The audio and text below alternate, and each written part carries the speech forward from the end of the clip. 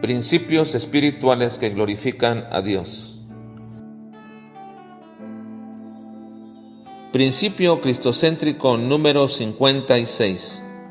Cristo establece el principio de separación, pero esto no significa una dicotomía en nuestra vida. Mateo 22 al 24. Una de las prácticas más comunes de muchos creyentes es separar lo que ellos llaman la vida espiritual o religiosa de las prácticas normales de su vida, como lo son el trabajo o las diversiones, amistades, etc. Incluso llegan hasta un extremo al decir que su vida en la iglesia es una y el trabajo o en su desarrollo de esta vida es otra. Algunos hasta les ofende de alguna forma que les llamen hermanos en el trabajo cuando se relacionan allí con otros creyentes. Cierto hermano le decía a otro en el trabajo que no lo llamara hermano, sino licenciado, porque esa era su posición dentro del trabajo. Quizás dentro de un formalismo laboral esto podría tener cabida, pero la actitud manifestada de una separación de su vida espiritual y de la laboral era el problema.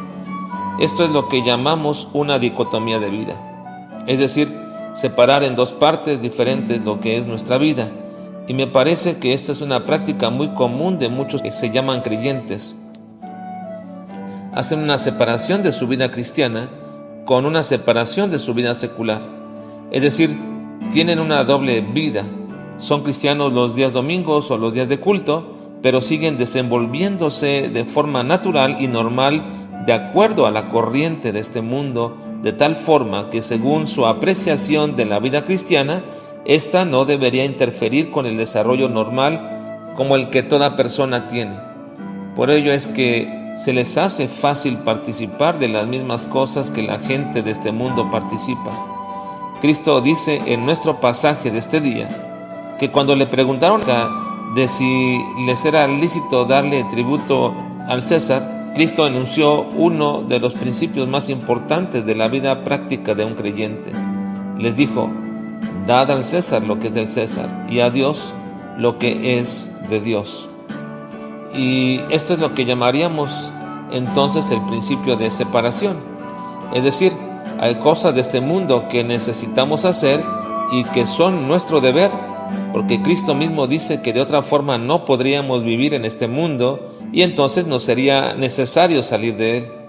Y por lo tanto, tales actividades o deberes nunca deberían interferir con nuestro deber primario y principal, que es nuestro deber en las cosas espirituales hacia Dios. Así que este principio de separación no significa que tengamos que dejar de hacer lo que es nuestro deber en aras de cumplir con nuestros deberes espirituales, ni viceversa, dejar de cumplir con nuestros deberes espirituales por los deberes de este mundo. Pero el hecho de que aprendamos a separar sabiamente estos aspectos de la vida no significa que deba existir una dicotomía en nuestra vida. Entendemos por dicotomía la separación en dos partes de algo, y en este caso de nuestra vida. Nuestra vida no puede estar separada en dos partes, es decir, no podemos decir que tenemos una vida espiritual y también tenemos una vida secular. Tenemos una sola vida y esta es ahora espiritual. Sin embargo, tenemos deberes seculares para poder vivir en este mundo, y es aquí precisamente donde el principio de separación nos hace entender que cuando debo cumplir con mis deberes seculares, entonces lo llevaré a cabo de acuerdo y bajo la condición de mi nueva vida en Cristo. Por ello es que debemos trabajar como trabajadores cristianos, debemos relacionarnos con las personas como cristianos y debemos tener negocios y comerciar como cristianos. Debo estudiar como un cristiano, mi matrimonio y mi familia debe ser sobrellevado como cristiano. Es decir, ya no existe ninguna cosa en nuestra nueva vida en Cristo que nosotros no podamos ni debamos dejar de hacerlo bajo nuestra nueva condición de hijos de Dios.